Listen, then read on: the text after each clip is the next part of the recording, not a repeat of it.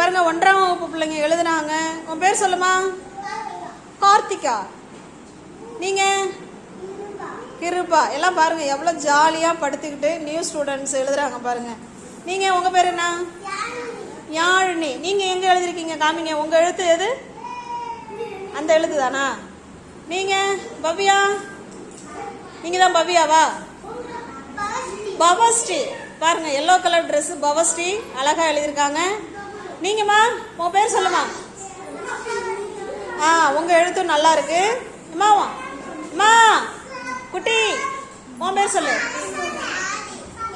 சுவாதி. சூப்பரா எழுதிருக்கீங்க எல்லாரும். சாக்லேட் எடுத்துக்கோ. சாக்லேட் எடுத்துங்க எல்லாரும். அழகா எழுதிருக்கீங்க.